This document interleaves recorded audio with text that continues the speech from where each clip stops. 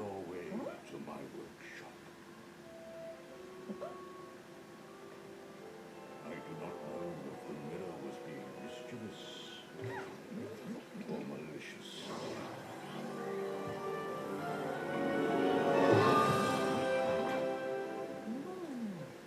Perhaps it knew that the curious intruder had a role to play in my project.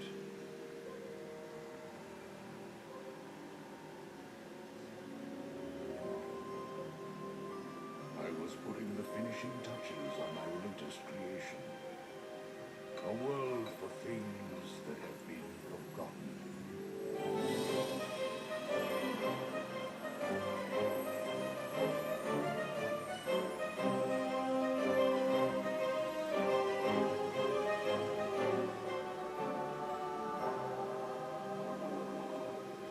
Satisfied with my progress, I put the magic brush down and retired to my chambers.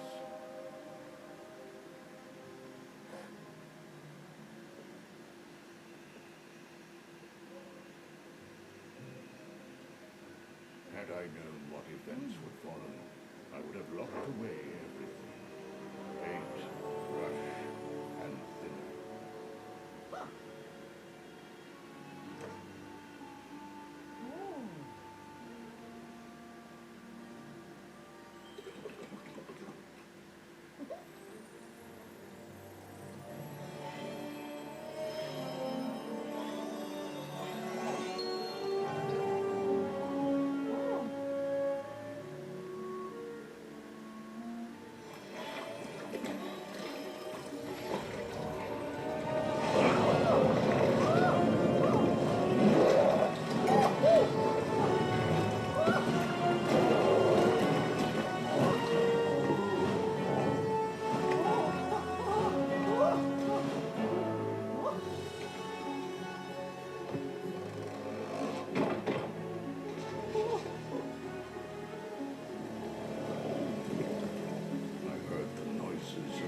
To see what had happened, but I was too late.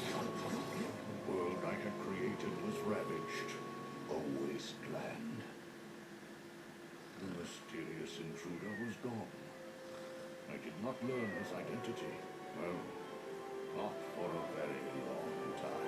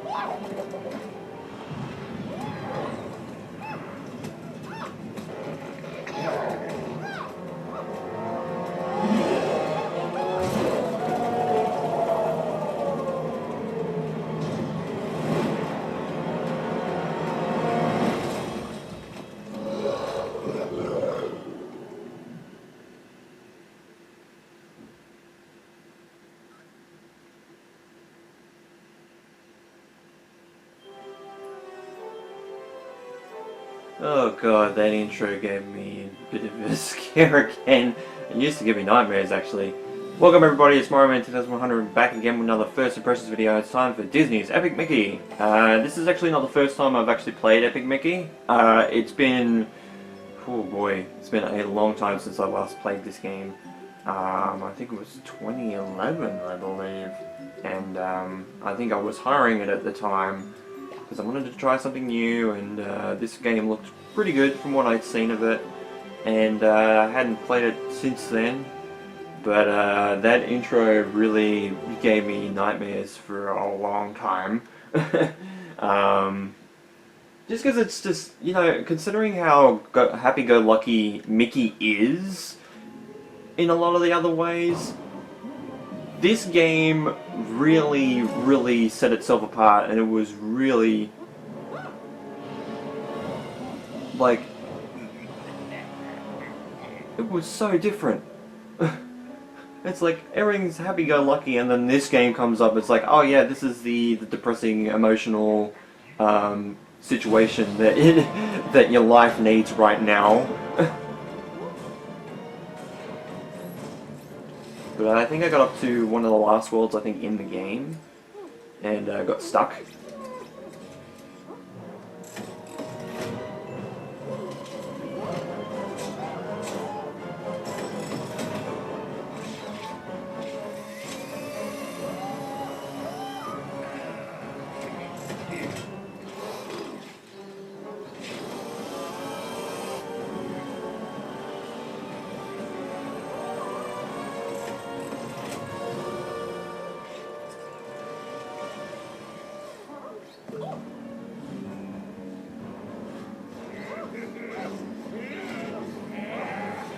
But yeah, the professor...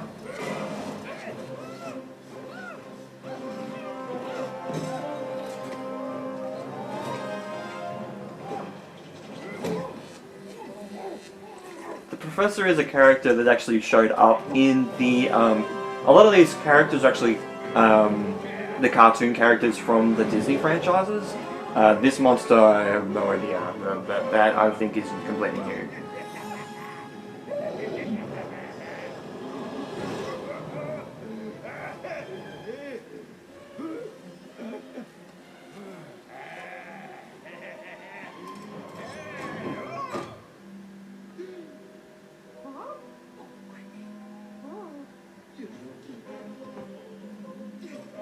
But yeah, for those that don't know, that's Oswald, the rabbit.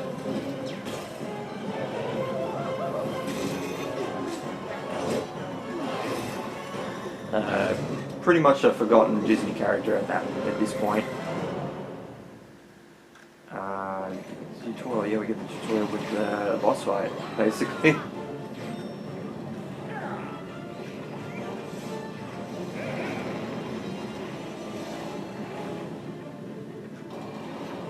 But yeah, this world is called the Wasteland, I believe.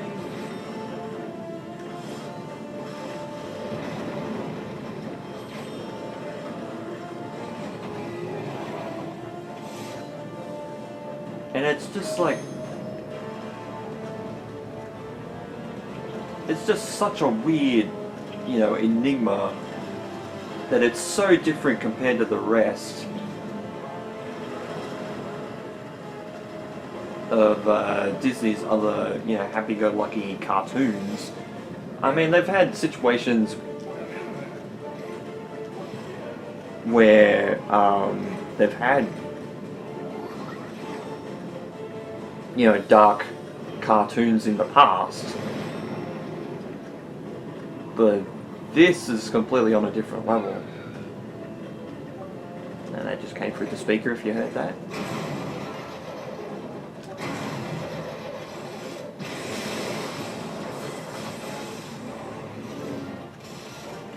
But yeah, I think it's like I think the professor, I think it's called like the Mad Doctor or something in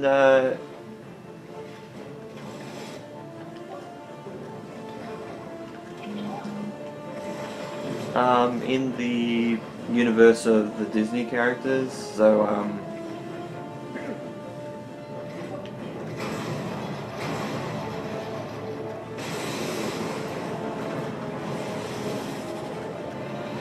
yeah, I wanted to give this game another shot because I remember getting pretty far in it and actually kind of enjoying the game, even though it's really like a weird concept.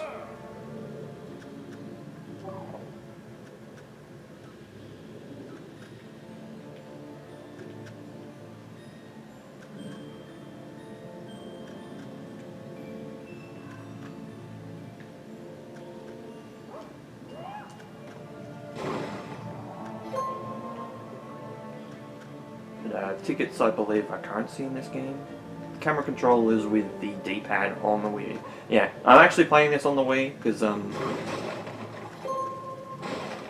it's I just have the Wii available at the moment. I was recording another video for the Wii at this point in time, and Yeah, I think that's health pickup as well.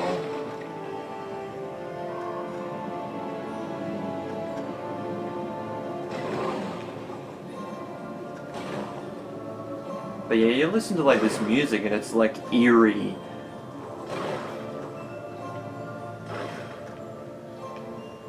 It's not really like anything from like Disney that you've really kind of heard before in a lot of the video games that Disney have put out. I mean, like you have like Castle of Illusion way back in the day with Mickey, that was weird in its own regard.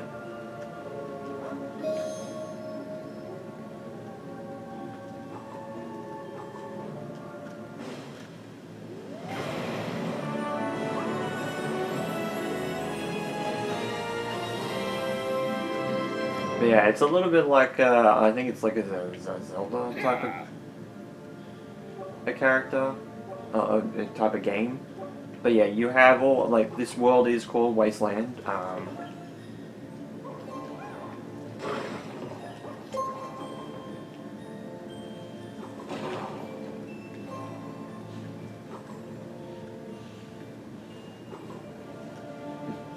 Actually getting a little bit tense, actually.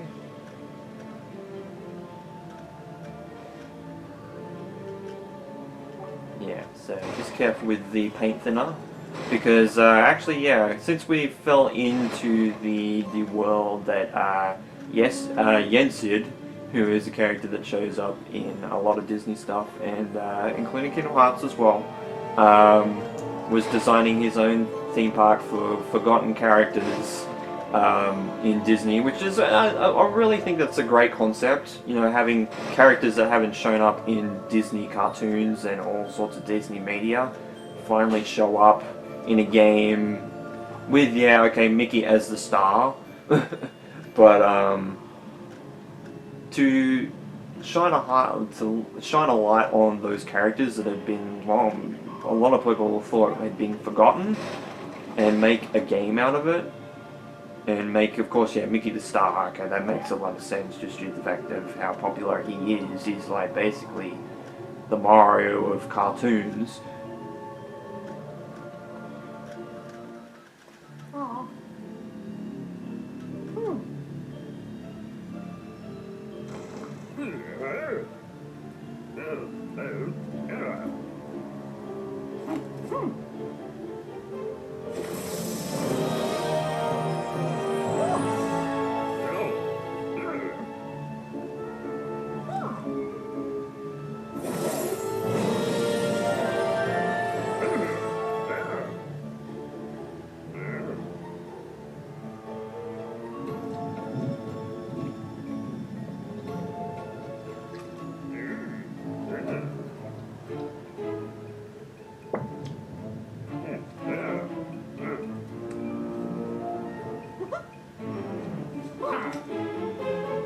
But yeah, I like the cutscene design. I like the comic book type thing. Okay, so you're gonna press and hold the Z button and the B button thinner.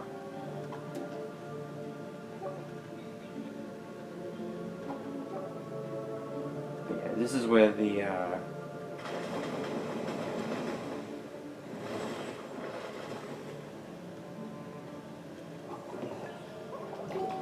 but yeah, we do have refills.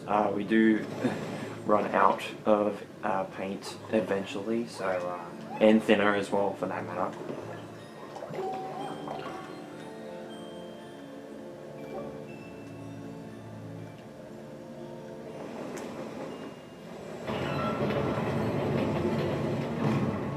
But yeah, it gives you all sorts of different mechanics to open all sorts of doors and do all sorts of different puzzles, all that type of stuff.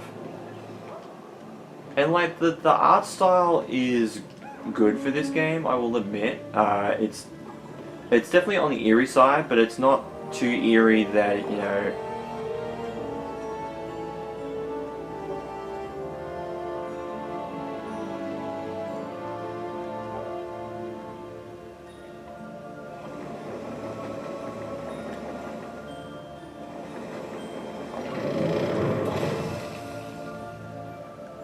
just so we can get over the thinner path. in a pool, I should say. But yeah, they did make a sequel to this game. I think it's Power of Two, I believe, is what the game is called, and you definitely get more Oswald the Rabbit, who we did see in that cutscene before. He's a character that, yeah, was actually going to be the mascot of Disney before Mickey Mouse took the helm, and actually was a character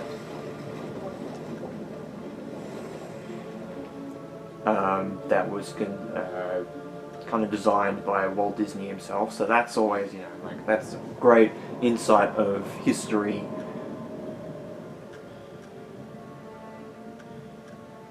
Yeah, Oswald in this game kind of doesn't like us. You know, yeah, later in the story we'll understand why that's the case.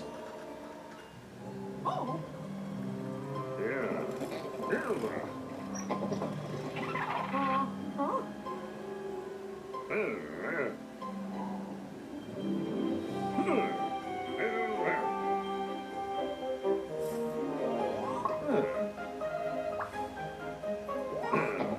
This is a basic tutorial.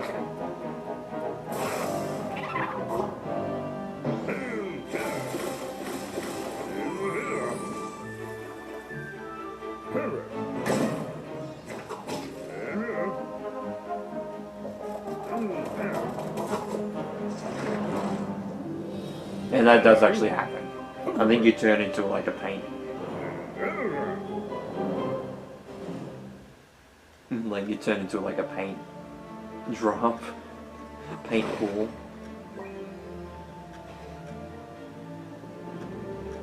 But yeah, like have a look at the art style. Would you think this is a Disney game just by looking at it? Because personally I wouldn't. Especially at the time, like this was what, 2010 at the time, so like realistically, like Mickey hadn't shown up in a game for years, and then like this is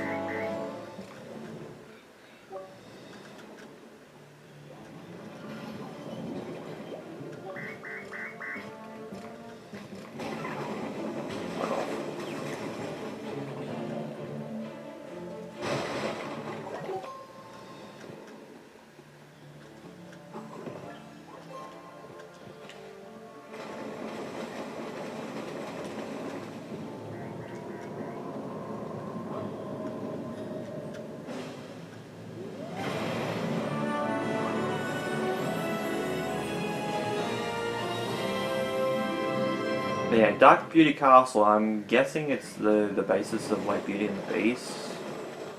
Kinda, I guess. Yeah, the camera can be kind of not great at times, we'll see.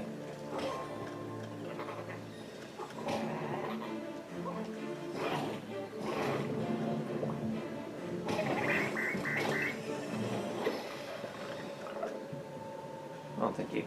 Thank you for giving me a salute.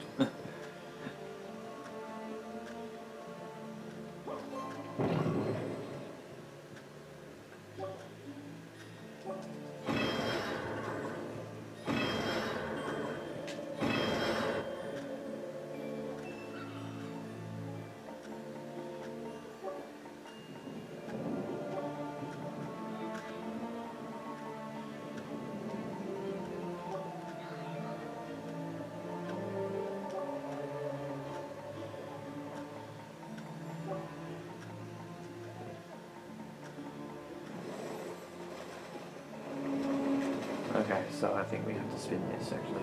So yeah, so you're given a choice at this point.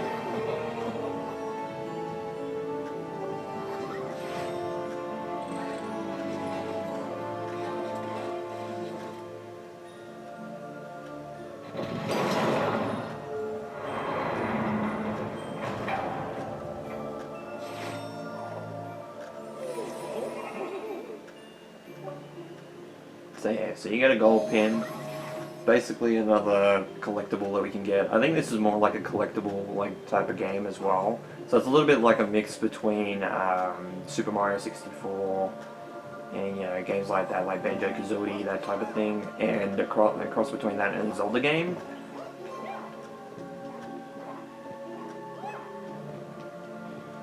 I mean, the voice acting for the most part is pretty good. I think this is...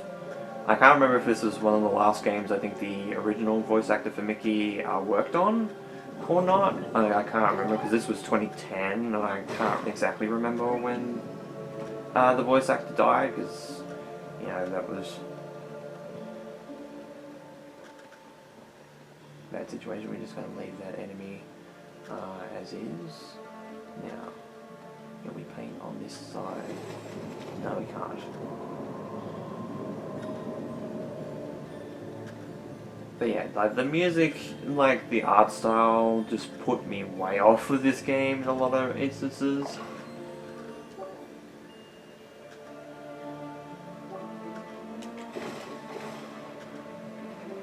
Oh, okay.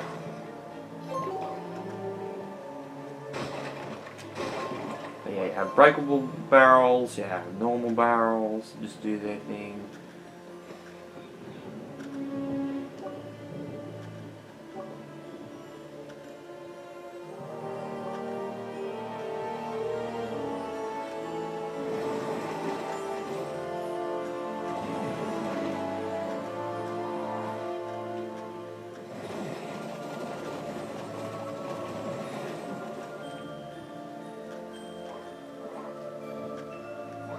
But yeah, it's also a platformer at heart as well. Oh, okay, so we can center the camera behind us. I completely forgot we could do that. Because we do have camera control, but yeah, I always forget like the seat. I always forget that centering behind a character is something that is needed.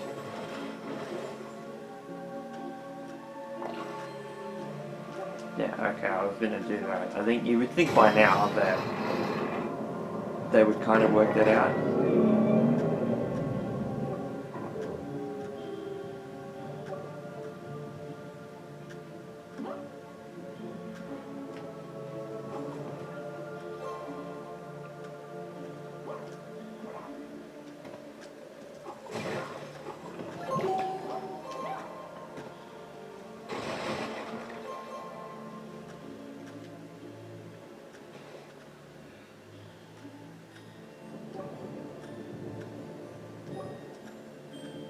But yeah, if we had enemies still, it probably would attack them now. But yeah, I think sometimes the Guardians are a bit nice and they give you paint and stuff when you fill out some stuff as well, so you're not, absolutely okay,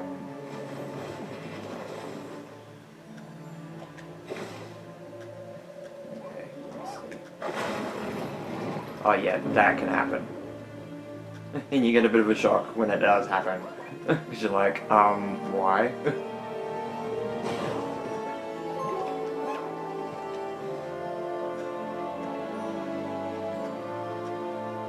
But yeah, it shows that, I think now that might be gone.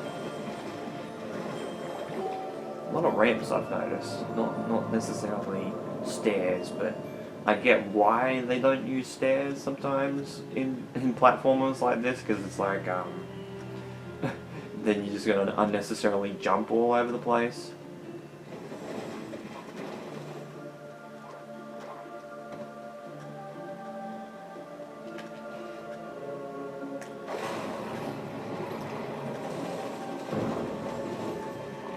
But yeah, I think we do get upgrades to our paint as well over time. I think we get more and more paint and thinner. But we usually only just start with 3 increments, as games usually do. It's always a rule of 3. But yeah, projector screens, this is the way to get out of a particular world and go into another one. Ow. So we do have full damage. Completely forgot we had that.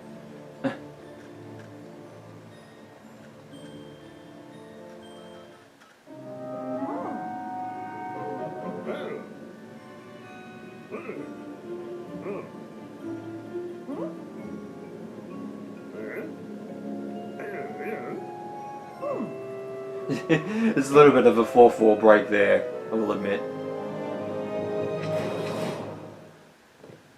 I was going to say, do we get the animation in game? No, we don't.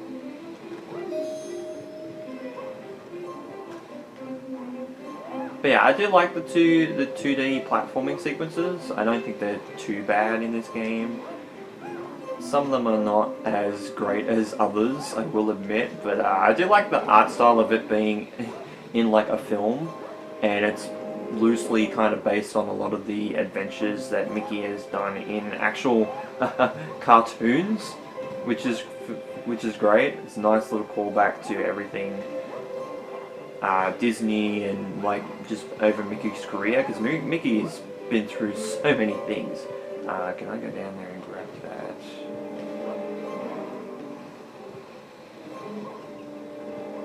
Let's see, go through here. Yes, I can. Yeah, film reels, so we can pick those up. There are the collectibles as well. I think there's an extras menu for that, which is all sorts of like I think things based on like film reels from the old cartoons and all that type of stuff in the game, which is great. I think that's always something that is particularly noted very well when it comes to this game, is that it adds a little bit to the legacy of Mickey Mouse in a way, and a lot of the other characters as well.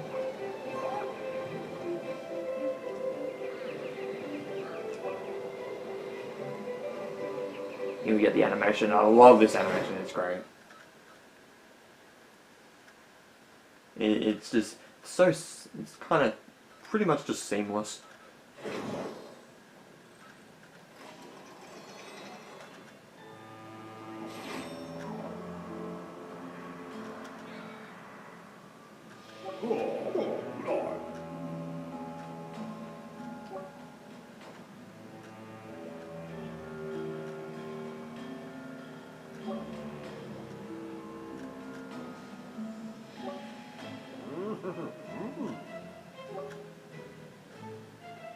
Okay, well, we won't hit it with thinner, will we? We'll only just be pressing in.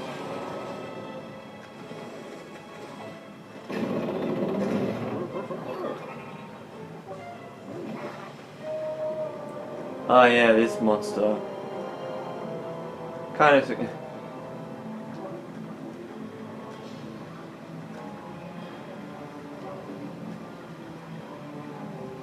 Oh, at least I don't think the steam hurts you in this, which is good, because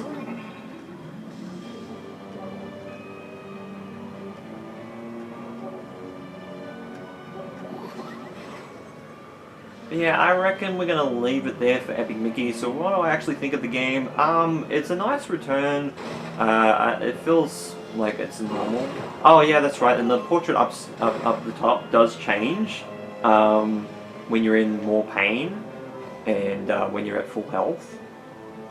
I think that the game is kind of good, I will admit. It's definitely the art style and the music being all sorts of eerie, and even like, I would say just the setting, it's kind of really dark, which is definitely weird for something like Disney. You know, like, I know they've had, you know, things like the war cartoons and all that type of stuff in the past, but this is completely on a different level of dark.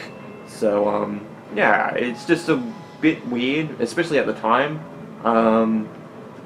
I know they made a sequel, so obviously this game was kind of successful in its own right, because they wouldn't have made a sequel if it didn't.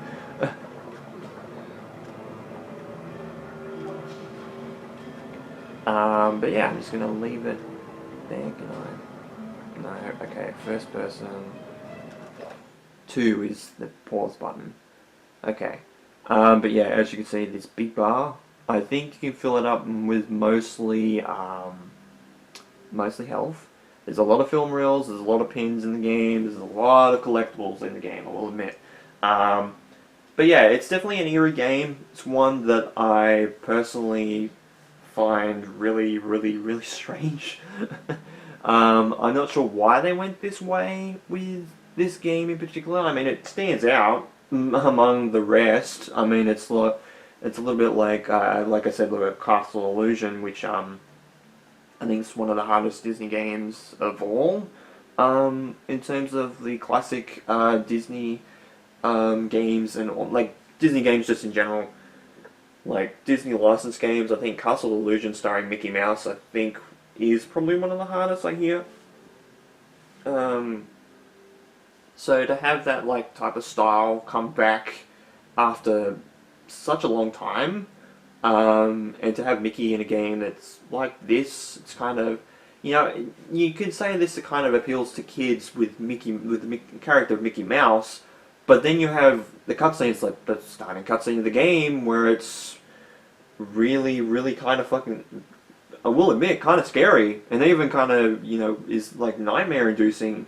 And it's weird that this is kind of, like, this is a game that's kind of aimed at kids, but kind of aimed at gamers as well, and it kind of has that eerie situation of being weird, but it does stand out, I will admit. The fact that it does look like this, and it's starring Mickey Mouse, makes it stand out amongst the rest of the, not only just Disney games in general, but a lot of platformers and stuff. Like, you have an idea in your head of the concept of Mickey Mouse, it being all happy-go-lucky and, like, even especially nowadays, you see, like, kids' cartoons, and basically, they're all, like, Dora the Explorer, and Mickey Mouse Clubhouse, and, Paw Patrol, and that sort of thing. And I only just know those names because I used to watch Dora, because that was something that started when I grew up.